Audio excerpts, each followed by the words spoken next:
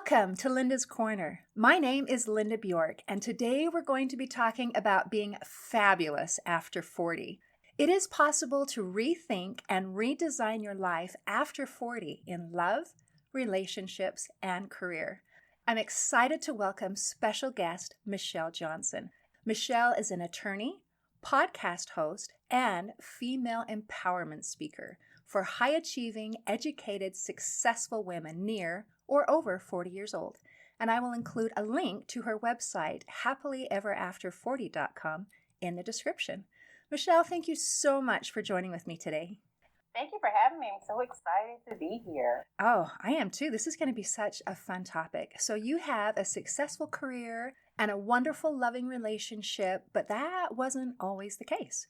Would you be willing to share your story and your transformation and what you went through to become fabulous after 40? Absolutely. Yeah. My trip to the altar and having kids and all of that was not what I thought it would be, but it's been great and amazing after 40. It's kind of like now my 20s and 30s were the things that I needed to go through in order to get to the goal of 40 and really start experiencing life and happiness. So I just kind of grew up very sheltered and confident and insecure, should I say. And I didn't really have like a lot of life issues. I grew up, me and my brother, my mom and my dad. We didn't have our little nuclear family, didn't have any stepbrothers, stepsisters, anything like that. So very comfortable. We traveled during the summers, we had an RV, so everything was good, right? And so in my mind, I thought, well, I'll go to college. I've always wanted to be an attorney since I was like in fifth grade.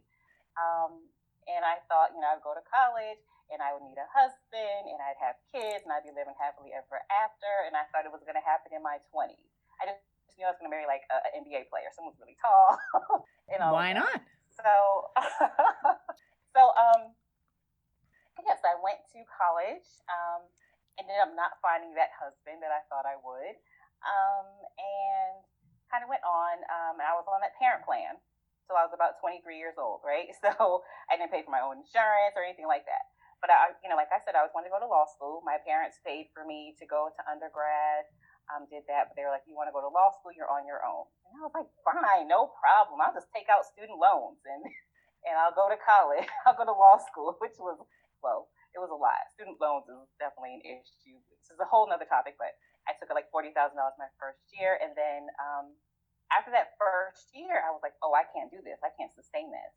So I moved back to the state where my parents were, and I was going to transfer law school, but I ended up getting pregnant and had my daughter.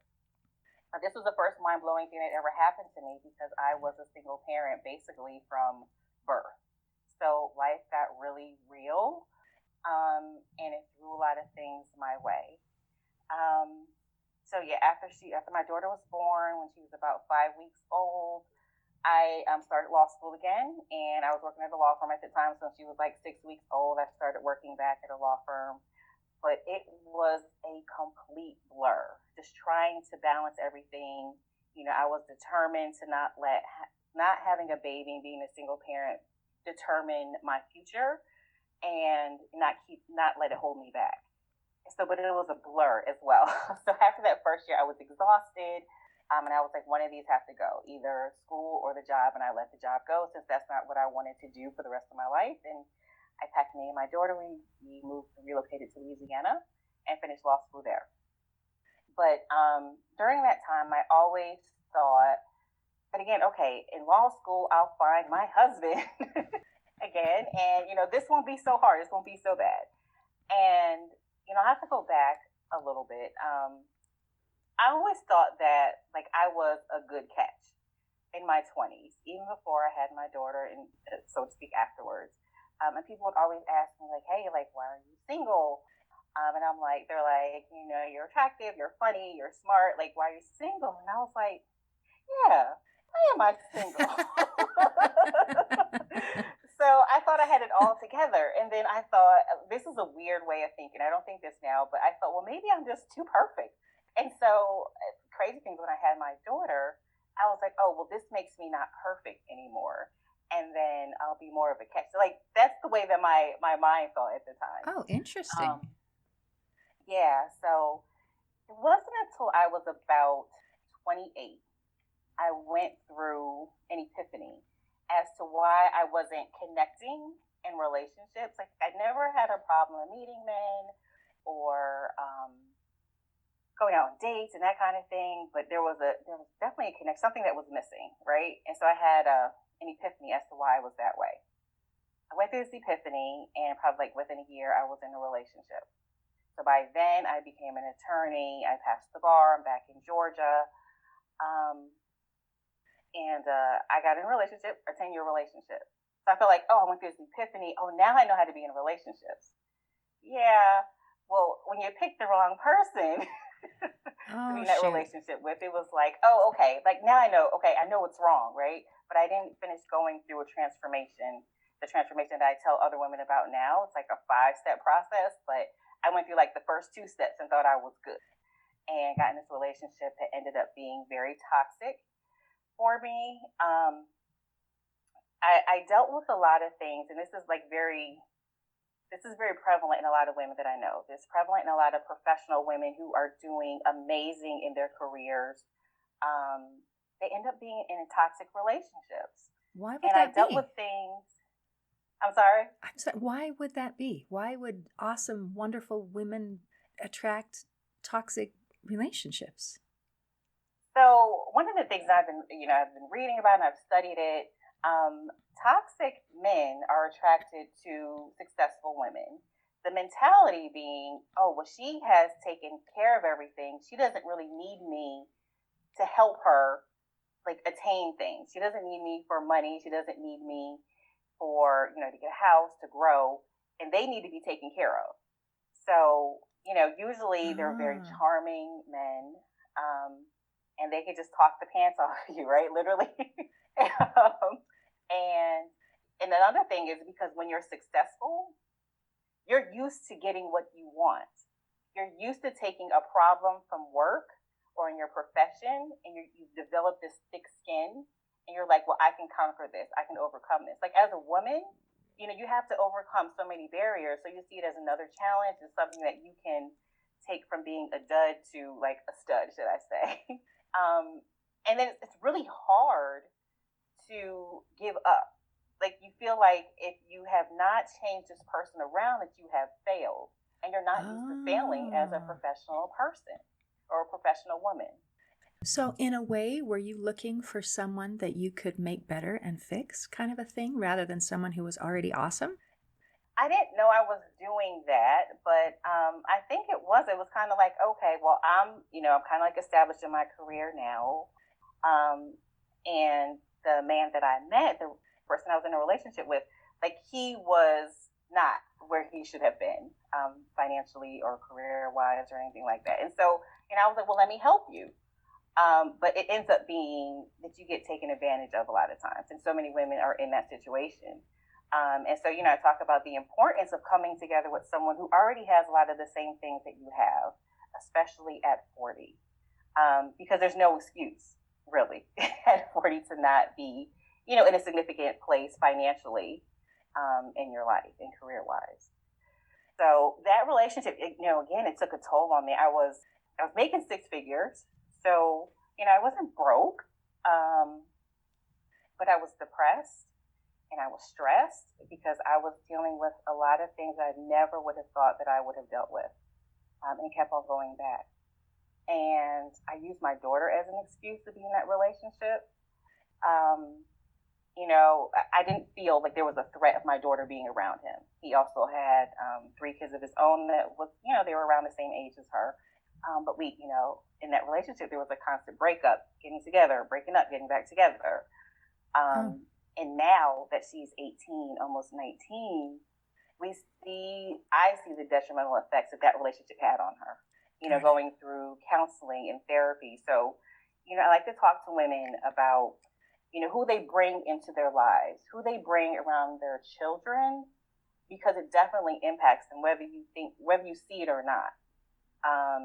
It impacts their stability, the confidence, the lack of confidence that my daughter has. Like my heart just aches because I was in a totally different situation. Like, again, I was sheltered. I was very comfortable where I was. I didn't have to go through my parents breaking up, getting back together. And I didn't know the effects that had on her. And so, in recent years, I've had to sit down, I've had to apologize to her, I've had to talk to her, get her through her issues, because that had an effect on her. I'm so glad that you're helping her work through that.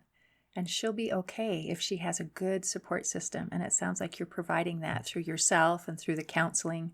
So, and I'm glad that you're sharing the message that what we do affects our kids, because working on relationships is a big deal. And when children are involved, it very much affects them. Wow. All right. So we got derailed a little bit. Let's go back to your story. So you're through this nasty relationship that's not a good thing and is not helping you and is not helping your daughter. So what helped you wake up and realize, you know what, there's something better for me? So around 38, 39, I'm looking at, okay, 40 is approaching. Where am I, again, financially, where am I career-wise? And I was okay, both of those things. But relationship-wise, I kept on going back and forth. I'm like, I'm 40. Gosh, you don't hear about many women getting married after 40 or having kids after 40. And that's what I wanted. And so I kept going back and forth. Well, it's kind of like, should I deal with the issues that I know he has? Do I want to wait years and years, dating other people, possibly not getting married? Fear of being alone is a real thing, especially as you're approaching 40. And especially if you've never been married, it will keep you in dark places, in unhealthy places and spaces. And I see it all the time. And I just finally decided I have to choose me. I literally could not breathe. I felt like I couldn't breathe. I just would feel like this air in my chest. And I was like, this is not the way that I want to live the rest of my life. Could I have gotten married to him? Of course. But I chose something different. And, we broke up for the last time. I was out and about working through one of my appointments, and it was like divine intervention. And I was driving, and my now husband, who I've known, actually, I met in 2003 when my daughter was a year old. Oh, really? So I've known him for a really long time, yeah. And, honestly, like throughout our breakups with my other relationship, I would kind of get in contact with him. And we, kind of dated on and off casually before I became an attorney and before I got into this relationship. So it had been years since we had spoken, and I almost hit him with my car. Oh. And we just kind of reconnected. From that point, we kind of dated casually, probably for about 6 to 8 months after that. And then it was kind of like, okay, I've always seen him as someone who could be a potential mate. We just never got there. So then we started dating exclusively. And within a year of us dating exclusively, again, he was not brand new into my life. We got married, and later on that year, we had a baby. Wonderful. Congratulations. Healthy? Thanks. Healthy baby. Yeah. Wonderful. And how are the dynamics with this relationship? Totally different? Do you feel like you're equal partners rather than trying to pull somebody up all the time?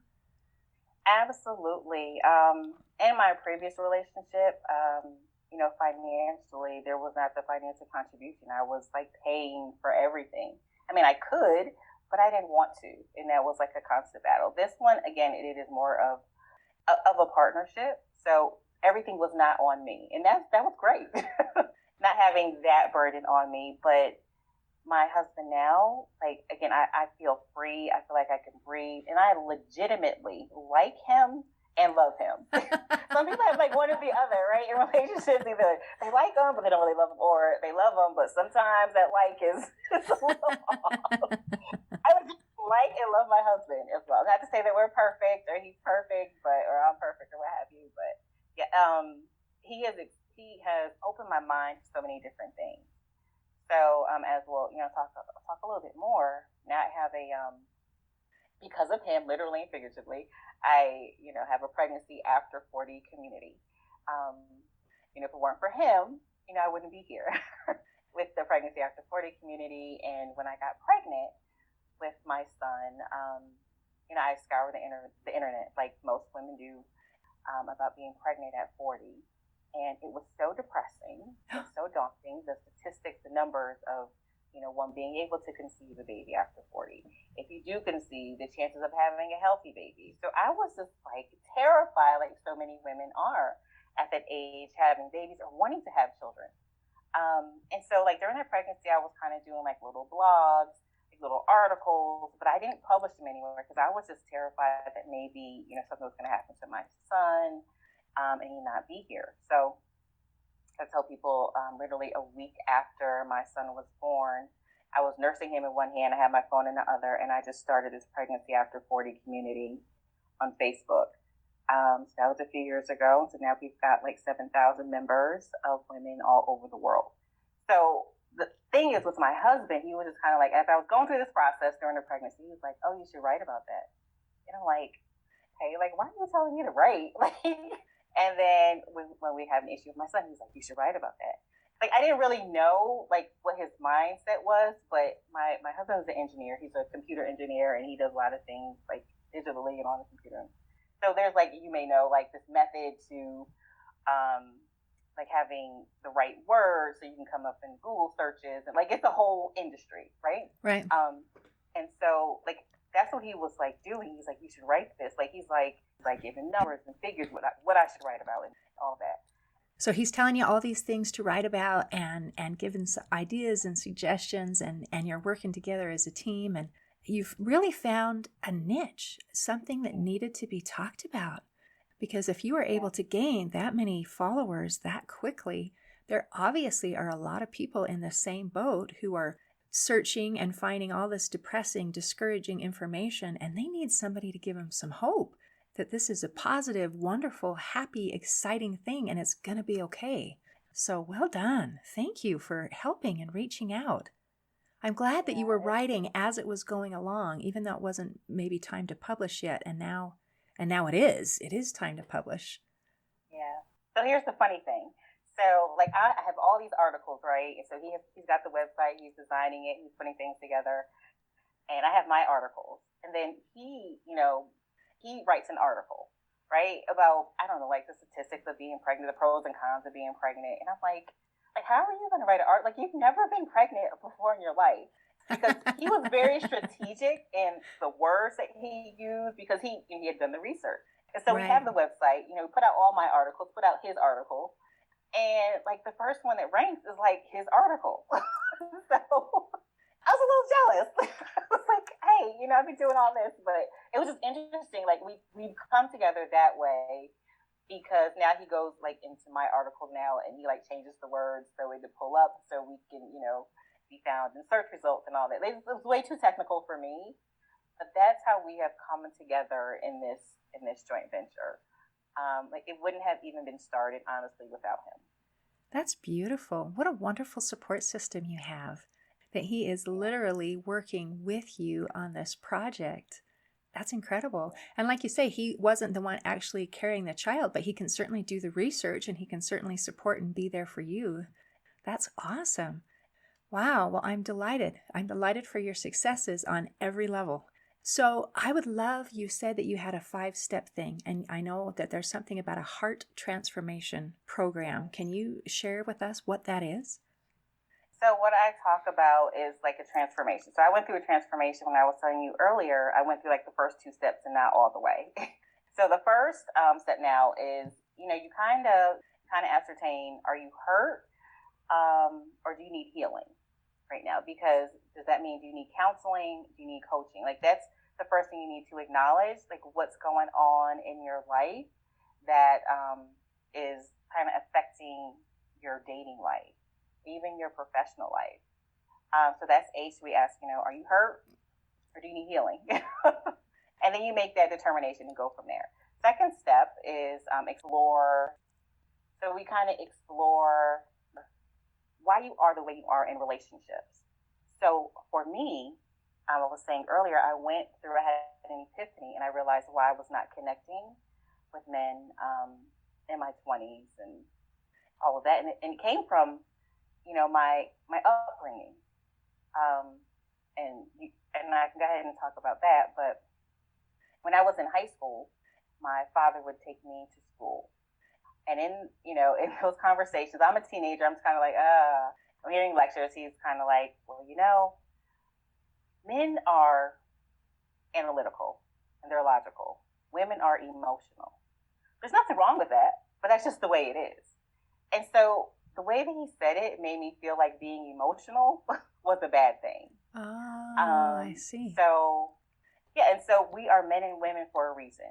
You have to have that balance in a relationship. And so I built the skin, I guess, and I kind of cut off emotions when I was dealing with people. Now, again, I can have a conversation with you and I can laugh and joke, but when it came to like serious emotional things, I couldn't connect with men because it was almost like having the mentality of two men in a relationship.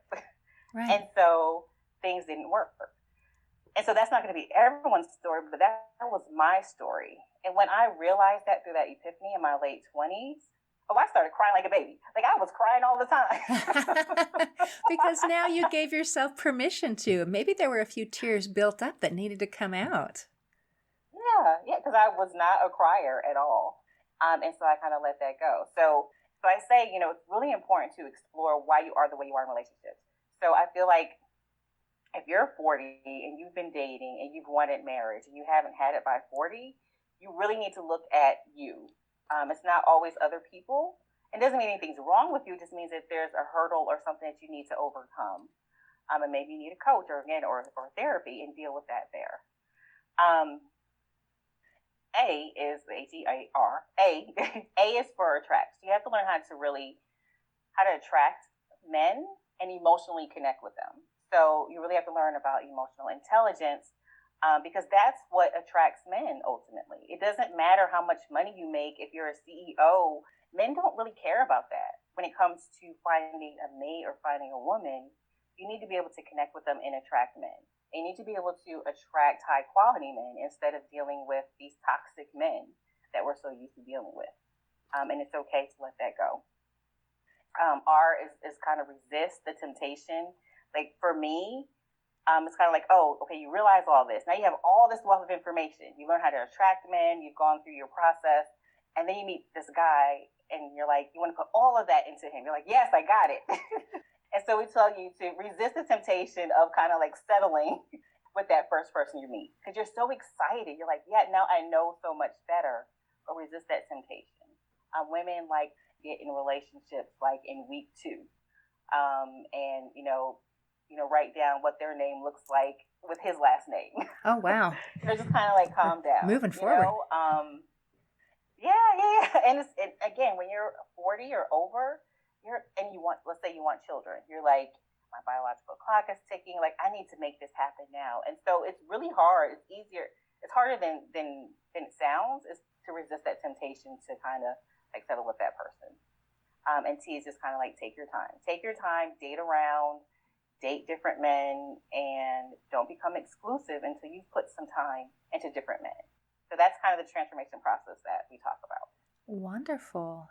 So when you said you went through the first 2 steps, you were recognizing that you were hurt and needed some healing and you were evaluating, but then you hadn't gone through the rest. So maybe you hadn't completed that healing cycle or whatever. It's like, yeah, there's something that needs to be fixed.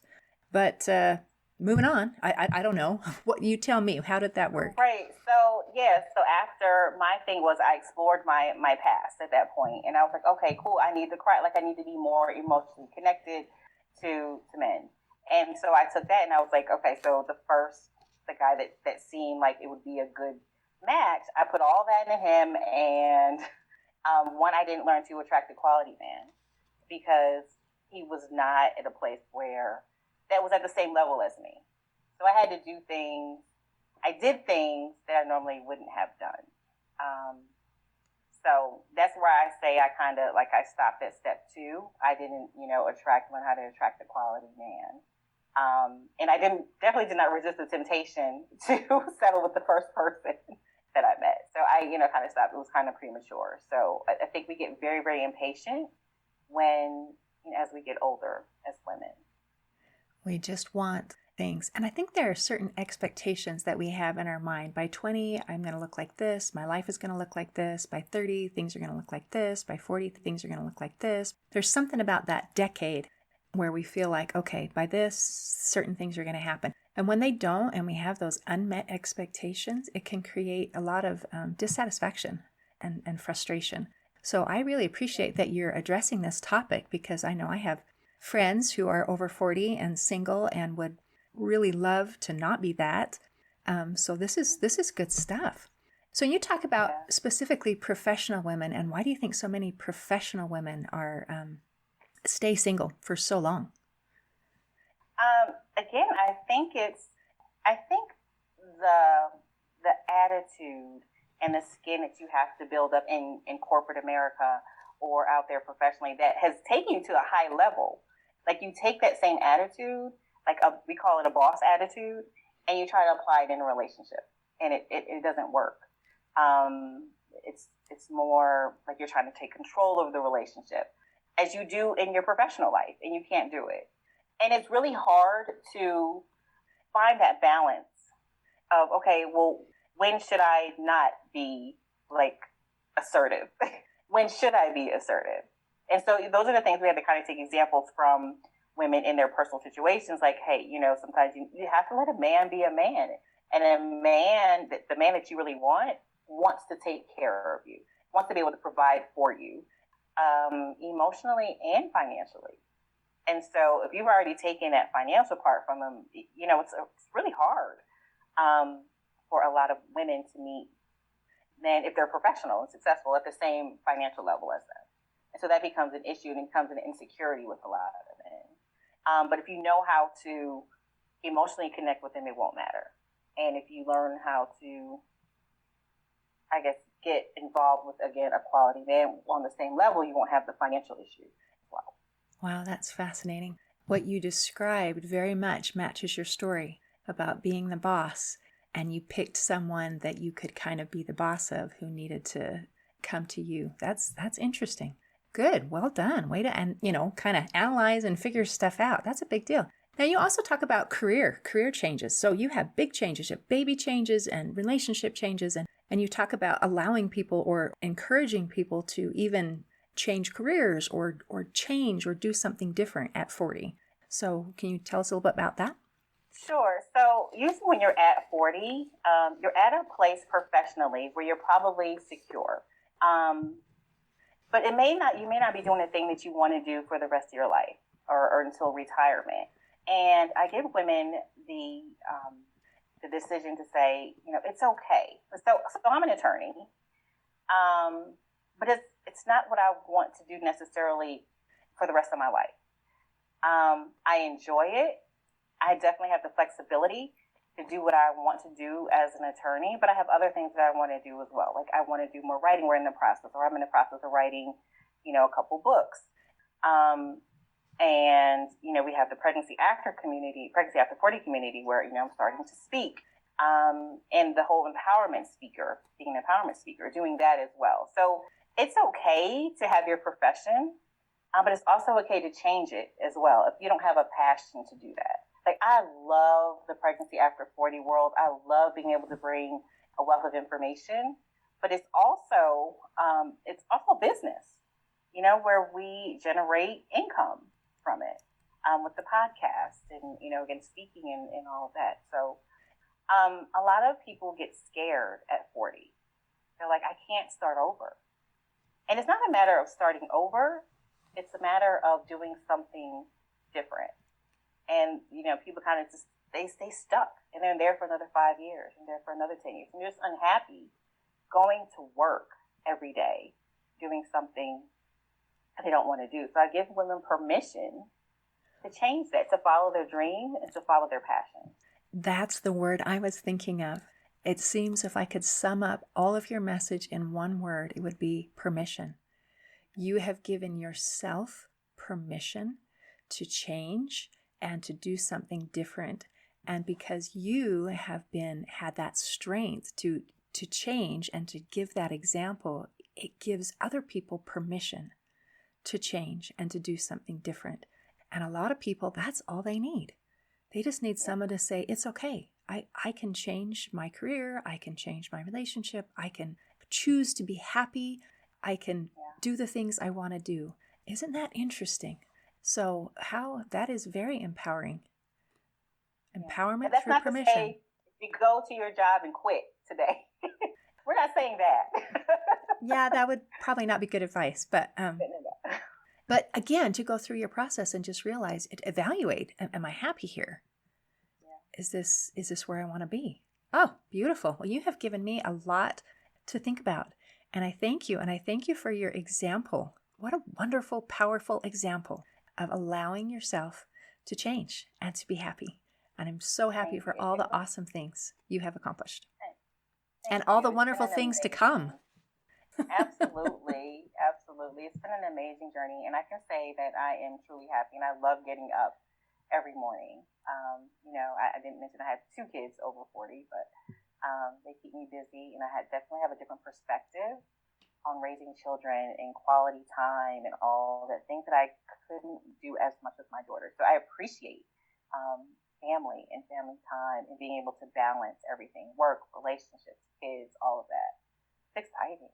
There's a lot of balancing involved in life, isn't there? There is. But you can do it. Yeah. You can do it. Yeah. So awesome. Well, thank you so much for joining with me today. In closing, I'd like to share a quote by Abraham Lincoln. He said, "In the end, it's not the years in your life that count. It's the life in your years." Whatever age you are, I invite you to do at least one thing that puts more life, zest, and happiness in your years. See you next time on Linda's Corner.